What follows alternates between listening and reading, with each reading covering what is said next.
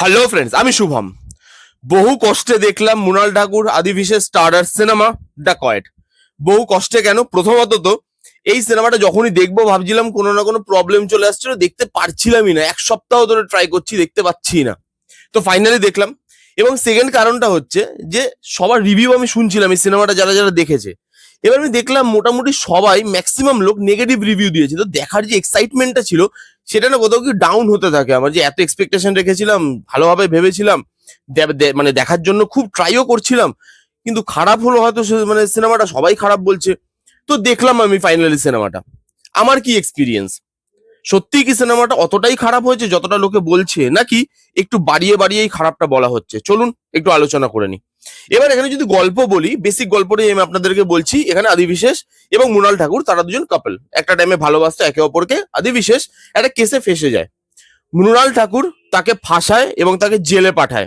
আদিবিশেষ যখন জেলে থাকে তখন থেকেই তার মনে রাগ জমতে থাকে যে বাইরে বেরিয়ে সে মৃণাল ঠাকুরের থেকে বদলা নেবে। এইবার আদিবিশেষ একটা টাইমে জেল থেকে পালাচ্ছে কারোর একটা হেল্পে। এবার সে বদলা নেওয়ার জন্য ট্রাই করছে। সে আলটিমেটলি বদলা নিতে পারে না, কার দোষ এবং কে ঠিক, এই সবকিছু নিয়েই এই গোটা সিনেমাটা। এবার যদি এর পজিটিভ দিকগুলো নিয়ে কথা বলি, দেখুন বেশ কিছু পজিটিভ দিক কিন্তু আমার লেগেছে এই সিনেমাতে। আমি জানি না বাকিরা এরকম রিভিউ দিল কেন, কিন্তু আমার রিভিউটা হয়তো তাদের থেকে একটু আলাদা হবে। প্রথমত, এই সিনেমার এন্ডিং, এই সিনেমার যে লাস্টের আধ ঘন্টা, সেই আধ ঘন্টা ভালোভাবে করা হয়েছে। এই সিনেমার লাস্টের আধ ঘন্টা সেটা যেভাবে স্টেজ করা হয়, সেটা চেনা গল্প হলেও বা প্রেডিক্টেবল গল্প হলেও ওই আধ ঘন্টাটা না আপনাকে কানেকশন ফিল করাতে পারে। আমি চেনা গল্প কেন বলছি, দেখবেন আমরা সব সিনেমাতেই, মানে ম্যাক্সিমাম সব বলিউড সিনেমাতে এটা দেখে আসতাম এর আগে। এখন না সিনেমা অনেক ইভলভ করেছে, বাট কিছুদিন আগে অব্দি আমরা এটা দেখে আসতাম যে হিরো ভিলেনকে মারবে, ভিলেন হেরে যাবে, হিরো জিতে যাবে। কিন্তু এটা আমরা জানি, জানার পরেও আমরা কিন্তু দেখবেন হলে সিটি মারি, তালি মারি। আমরা সেই মোমেন্ট গুলো, যে মোমেন্টে হিরো জিততে চলেছে, সেই মোমেন্ট গুলো আমরা এনজয় করি। কিন্তু আমরা তো জানি যে হিরো তো আলটিমেটলি জিতবে এই সিনেমাতে। এখানেও না সেরকমই একটা জায়গা আছে, যে জায়গাটা আপনি আগে থেকেই বুঝতে পারবেন যে এরকম হবে, কিন্তু তবুও জায়গাটা দেখতে ভালো লাগে। ঠিক যেরকম হিরো মারলে দেখতে ভালো লাগে, ঠিক যেরকম প্রেডিক্টেবল হওয়ার পরও হিরো জিতলে দেখতে ভালো লাগে, এখানের এন্ডিংটাও না চেনা হলেও দেখতে ভালো লাগে। ওইখানে কানেকশনটা ফিল করে এবং ইমোশনাল, মানে লাস্টের আধ ঘন্টা 20 মিনিট ওই জায়গাটা আপনাকে ইমোশনাল করতে পারে। পুরো সিনেমাটা যেটা করতে পারে না, লাস্টের আধ ঘন্টা ওই কাজটা কিন্তু করে বেরিয়ে যায়।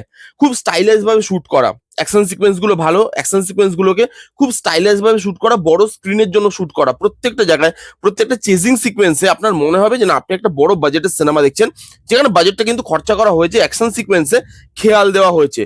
সেই জায়গাটা ভালো, লুক অ্যান্ড ফিল থেকে শুরু করে কালার টোন, বিজিএম, মানে সেই জিনিসগুলো অত্যাধিক অত্যাধিক ভালো।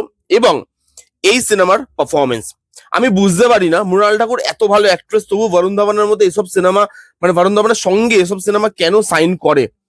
আমি সত্যি জানি না। এখানে মৃণাল ঠাকুর এত ভালো পারফরমেন্স দিয়েছে, কয়েকটা জায়গায় না আদি বিশেষকেও টপকে গেছে পারফরমেন্সে। এত সুন্দর পারফরমেন্স দিয়েছে মৃণাল ঠাকুর, এবং দেখে আপনার মনে হবে যে হ্যাঁ ভাই, এই মেয়েটা পারফরমেন্স পারে, এই অ্যাক্ট্রেসটা পারফরমেন্স পারে। শুধু যে গ্ল্যামার আছে এর কাছে তার নয়, পারফরমেন্সটা দিয়ে এ টিকে আছে এখনো অব্দি ইন্ডাস্ট্রিতে।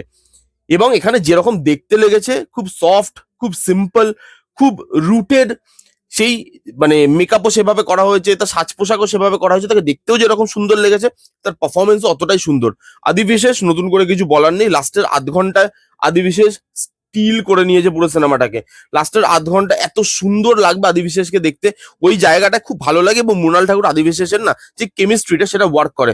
একটা লাভ স্টোরি দেখাচ্ছে, সেই লাভ স্টোরিতে কেমিস্ট্রিটা ওয়ার্ক করা খুব খুব জরুরি। এখানে সত্যি বলছি, কেমিস্ট্রিটা খুব ভালোভাবে ওয়ার্ক করেছে। দুজনকে দেখতে ভালো লেগেছে, এই দুজনের প্রত্যেকটা সিন এনজয় করেছি। এবং বাকি যারা পারফরমেন্স ছিল তারাও ভালো। পারফরমেন্স যে মানে মানে কারোর খারাপ হয়েছে সেটা বলতে পারবো না। এখানে অনুরাগ কাশ্যপ আছে, অনুরাগ কাশ্যপের পারফরমেন্স ভালো। প্রকাশ রাজ আছে, প্রকাশ রাজের পারফরমেন্স ভালো। রোল ছোট ছোট তাদের, কিন্তু তাদের পারফরমেন্সটা ভালো, ইম্প্যাক্টফুল পারফরমেন্স। এই ছিল মোটামুটি পজিটিভ দিক। বেশ কিছু পজিটিভ দিক কিন্তু আমার জন্য ছিল এই সিনেমাতে।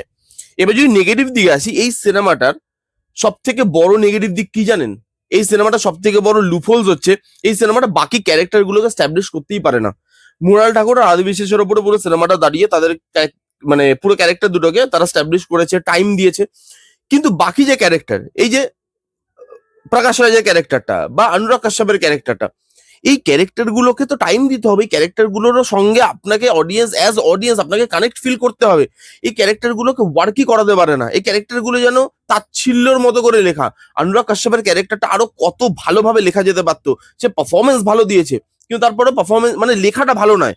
এবং সেই জন্য না লাস্ট অব্দি এই ক্যারেক্টারটা কোথাও গিয়ে আপনার মনে হবে যে ভাই লাস্টের দিকে যতটা ক্যারেক্টারটা করলো, এটা তো আরো আগে থেকে ক্যারেক্টারটা স্ট্যাবলিশমেন্ট দরকার ছিল। প্রকাশ রাজের ক্যারেক্টারটা কেন ছিল প্রকাশ রাজ, আমি সেটাই বুঝতে পারলাম না। তার জায়গায় অন্য যে কোনো নর্মাল অ্যাক্টরকে দিলেও এই রোলটাতে কোনো অসুবিধা হতো না। প্রকাশ রাজের মতো বড় অ্যাক্টরকে যখন আপনি নিচ্ছেন, তখন তার ক্যারেক্টারটার মধ্যে আপনাকে ভালোভাবে সেই জায়গাগুলো, সেই ইনপুটগুলো দিতে হবে। তো বাকি ক্যারেক্টারগুলো স্ট্যাবলিশ করা নয়, বাকি ক্যারেক্টারগুলো, এখানে একটা ভিলেন আছে, এবারে ওই ভিলেনটার ক্যারেক্টারটা আপনি দেখুন, তার সঙ্গে আপনি কানেক্টই করতে পারবেন না। তাকে দেখে বা তার এন্ডিংটা দেখে যেখানে আপনার মনে হবে স্যাটিসফ্যাকশনের কথা, যে ভাই এন্ডিংটা আমাকে স্যাটিসফাই করতে পেরেছে, যেই লোকটা এত খারাপ তার সঙ্গে এটা হয়েছে, ঠিক হয়েছে, এন্ডিংটা ওই ওই জায়গায় ওই ভিলেনের এন্ডিংটা স্যাটিসফাই করতে পারে না, কারণ তার ক্যারেক্টারগুলো এভাবে লেখাই নয় যে ক্যারেক্টারগুলোকে ইম্পর্টেন্স দিয়ে লিখবো, সেভাবে লেখাই নয়। তার মধ্যে গল্পটা খুব প্রেডিক্টেবল, খুব বেসিক, খুব প্রেডিক্টেবল গল্প। এরকম ধরনের গল্প আমরা বলিউডে এর আগে বহুবার দেখেছি। প্রত্যেকটা মোমেন্টে স্টেজ করা, প্রত্যেকটা মোমেন্টে জিনিসগুলো স্ক্রিপ্টেড লাগে, প্রত্যেকটা মোমেন্টে আপনি বুঝতে পারবেন যে হ্যাঁ এরপরে এটা হবে, এরপরে এটা হবে, প্রত্যেকটা মোমেন্ট আপনি জানেন। মানে যে কোনো জেনারেল অডিয়েন্সের জন্য বলছি, তার জন্য আপনাকে কোনো মানে মানে একদম মুভি বাফ হতে হবে না, একদম ফিল্ম একদম দেখে ঘেটে ফেলে দিতে হবে না, কোনো কিচ্ছু হতে হবে না। আপনি জেনারেল অডিয়েন্স হলেও আপনি এরকম ধরনের সিনেমা হাজার খানেক দেখেছেন বলিউডে। এবং এই সিনেমাতে edge of the seat moment ওয়ার্কই করেন। একটা চুরির জায়গা আছে, মানে ব্যাক টু ব্যাক চুরি হচ্ছে এবং চোর আর পুলিশের টাসল দেখানো হচ্ছে। সেই টাসল গুলোতে অ্যাকশন সিকোয়েন্স ভালো, সেগুলোকে ভালো করে শুট করা, কিন্তু এই যে edge of the seat moment, কি হবে এরপরে, কি হবে, কোথাও ফেসে যেতে চলেছে, সেখান থেকে বেরোনো ইম্পসিবল জায়গা, সেখান থেকে বেরোনো, সেই জায়গাগুলো আছে বাট জায়গাগুলো স্ট্যাবলিশই করতে পারেনি, সেগুলো এত হালকার ওপর দিয়ে বেরিয়ে গেছে। মেকাররা কনফিউজ ছিল যে এই সিনেমাটা আমি কিভাবে বানাবো, এটাকে কি পুরো রোমান্টিক সিনেমা বানাবো, নাকি এটাকে একটা হাইস্ট মুভি বানাবো যার মধ্যে edge of the seat moment রাখবো, যার মধ্যে এরকম ধরনের মোমেন্ট রাখবো যেগুলো দেখে লোক বলবে যে না ভাই সিনেমাটা অন্য দিকটা, মানে লাভ স্টোরিটা দেখিয়েছে বাট পুরোপুরি লাভ স্টোরি নয়, অন্য জায়গাগুলো ফ্লেশ আউট করেছে। এবার এই কনফিউশনের মধ্যে মেকার্সরা কি করেছে, দুটো জিনিসই রাখতে গেছে এবং দুটো জিনিস ব্যালেন্স হয়নি। লাভ স্টোরিটা বেশি হয়ে গেছে, ওভার পাওয়ার করে গেছে, বাকি যে হাইস্টের জায়গাটা, এজ অফ দ্য সিট মোমেন্টের জায়গাটা, চোর পুলিশের টাসেলের জায়গাটা, ওই জায়গাগুলো উঠে আসেনি, ওই জায়গাগুলো ব্যালেন্সটা ঠিকভাবে ধরে রাখতে পারে না। তো এটা আলটিমেটলি লাভ স্টোরি হয়ে যায়।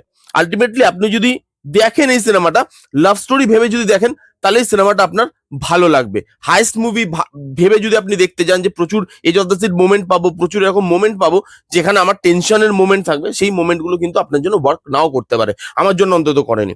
কিন্তু তবুও আমি বলবো সিনেমাটা ওয়ান টাইম ওয়াচ, ডিসেন্ট ভালো একটা সিনেমা, যেই সিনেমাটা আপনি একবার টাইম পেলে দেখে নিতে পারেন। এরকম না বাকি সবাই যা বলছিল খুব বাজে, রোদ্দি বসে দেখা যায় না, এরকম সিনেমা বলে আমার কিন্তু এটাকে মনে হয়নি। Decent one time watch cinema. আপনি একবার যদি রোমান্টিক সিনেমার ফ্যান হন, আদি বিশেষ মৃণাল ঠাকুরের কেমিস্ট্রি দেখতে চান, এখানে যেভাবে প্রত্যেকটা ক্যারেক্টার পারফরমেন্স দিচ্ছে সেই পারফরমেন্সটা দেখতে চান, অ্যাকশন সিকোয়েন্স দেখতে চান ভালো ভালো, তাহলে কিন্তু আপনি এই সিনেমাটা দেখতে পারেন। এই ছিল রিভিউ ডাকায়েটের। কারা কারা দেখেছেন এবং কাদের কিরকম লেগেছে কমেন্ট করে জানান। যারা যারা দেখেননি জান গিয়ে দেখুন কেমন লাগলো, রিভিউটা জানাতে ভুলবেন না। ভালো লাগলে please give it a Thums up, like করবেন, কমেন্ট করবেন, শেয়ার করবেন, চ্যানেলটাকে মাস্ট সাবস্ক্রাইব করবেন। দেখা হচ্ছে নেক্সট কোনো ভিডিওতে, ততক্ষণ bye bye, take care and be safe.